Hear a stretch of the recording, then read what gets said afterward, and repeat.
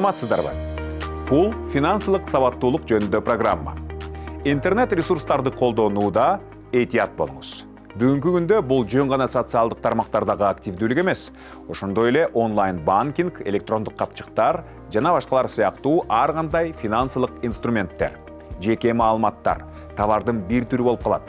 Алардын жардамы менен алдамчылар сиздин аккаунттарыңыздарга, атүгүл жеке эсептериңиздерге кире алышат. Жеке маалыматтар бул белгилүү бир адамды аныктоо үчүн колдонула турган маалымат. Ал толук аты жөнүңүз, дарегиңиз, телефон номериңиз, электрондук дарегиңиз жана өздүгүңүзгө байланыштуу башка маалыматтар сыяктуу маалыматтарды камтыйт. Жеке маалыматтарыңыздарды коргоо сиздин кибер коопсуздугуңуздун маанилүү бөлүгү болуп саналат. Бул чыгарылышта биз санариптик финансылык кызматтарды колдонууда кибер гигиена жана маалыматыңызды коркунучтардан кантип коргой ала тургандыгыңыз тууралуу айтып беребиз. Кибергигиена бул санариптик чөйрөдө жеке маалыматтардын коопсуздугун жана сакталышын камсыздоого багытталган иш-чараларды жана практикаларды билдирген түшүнүк.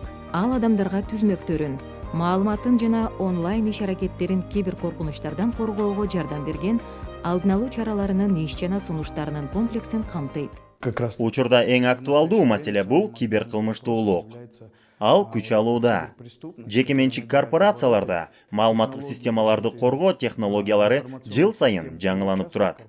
Ал эми жарандар болсо корголбой калат. Мамлекет болсо ар дайым жардамга келе албай калган учурда адамдар өздөрүн коргой билүү үчүн белгилүү бир негизги көндүмдөргө ээ болушу керек. Кибергигиена бул татаал сыр сөздөрдү колдонуу. Башкача айтканда, сандарды жана тамгаларды, чоң жана кичине тамгаларды камтыган 10 белгиден турган сыр сөздөр. Бирок андан тышкары ал кандайдыр бир белгилерди камтышы керек. Мындай сыр сөздү жөнөкөй тандоо ыкмасы менен бузуу өтө кыйын. Зыяндуу программалык камсыздоо ар кандай жолдор менен таратылат. Шилтемелер, фишингтик электрондук каттар жана социалдык медиа посттору, анын ичинде накталай акча утуп алуу, бул чабуулчулар түзмөктөрүңүздү жугузуу үчүн колдонгон ыкмалардын айрымдары гана. Ошондой эле кесепеттүү программа видеолорду, оюндарды же башка жагымдуу сунуштарды көрсөтүп, сизди шилтемени ээрчүүгө же зыяндуу файлды жүктөп алууга түртүшү мүмкүн. Чабуулчулар сиздин жеке маалыматыңызды алуу үчүн зыяндуу контент жөнөтүшөт. Атап айтканда, бул сиздин жеке социалдык медиа баракчаларыңызга, электрондук почтаңызга, банк эсептериңизге кирүүчү логиндер жана сыр сөздөр. Башкача айтканда, эгер сиз интернет банкингди колдонсоңуз, анда лицензиясыз программаны жүктөп алуу же белгисиз булактан кандайдыр бир тиркемени жүктөө менен сиз компьютериңизге коркунуч туудурасыз.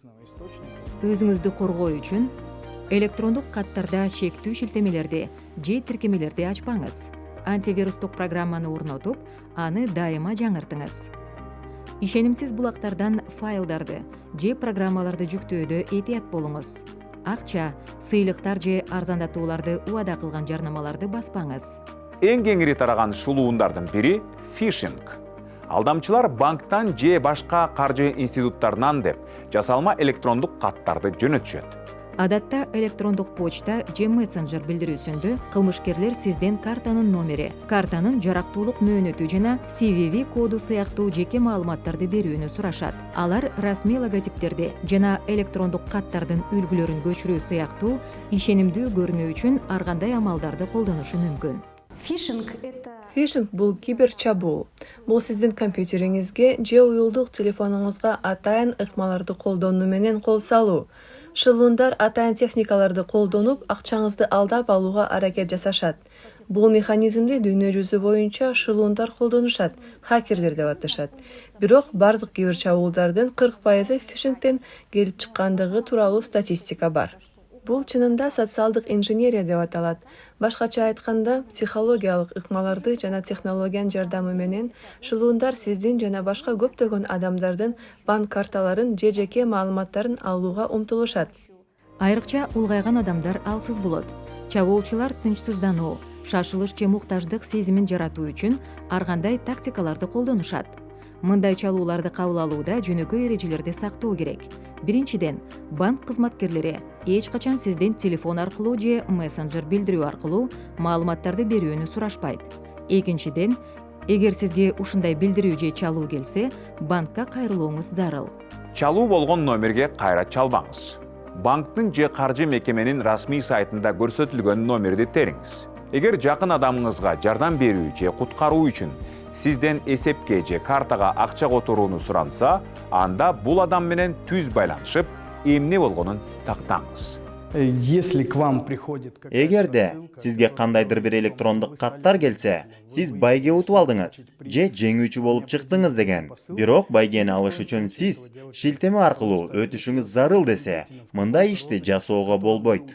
Анткени, эгер сиз кайсы бир лотереяда жеңүүчү болсоңуз, анда сизге телефон чалышат же кандайдыр бир жол менен кабарлашат. Эгерде сиз мындай лотереяга катышпасаңыз же жеңүүчү болбосоңуз, анда бул сизден маалымат алууну жана кийинчерээк сиздин финансылык ресурстарыңызга жетүүнү каалаган чабуулчулар экендигин эске салышыңыз абзел.